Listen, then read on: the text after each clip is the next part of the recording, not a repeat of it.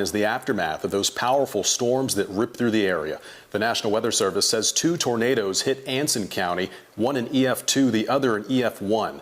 Tonight, thousands of families are without power after strong storms swept through the region. WCNC Charlotte's Brandon Goldner joins us live from Dilworth. Brandon, how's the cleanup going there? Well, Fred, you still have trees down. This is Euclid Avenue. Tree down, a huge one, barely misses a house. We have more than 1,000 people still without power, and all of this cleanup is coming amid a pandemic. Brian Morris. You want to carry that one side? Is an essential worker. Go out that way. Let's take it to the van. He's cleaning up this Gastonia sunroom after a tree slammed into it, one of 5 emergencies his company, Custom US, had to go to. It was kind of unique in that they were all very large trees, and that doesn't happen as much. Well, it also doesn't happen as much cleaning up during a pandemic. Morris and his co-workers have to wear masks when going into people's homes. They also have to ask clients if they've been around anyone who's sick. We've been keeping the pace.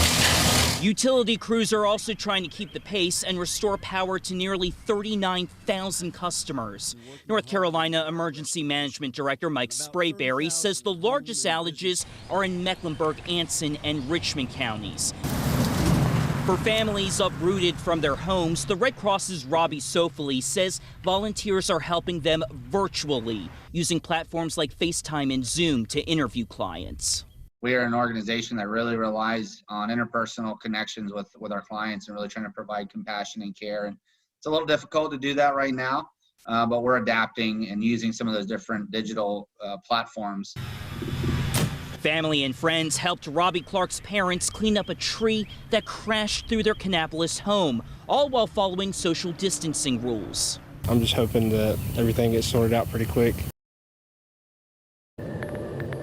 And insurance companies are urging their customers to be patient, especially with the coronavirus. There may be some delays in processing claims. Live in Dilworth, Brandon Goldner, WCNC Charlotte.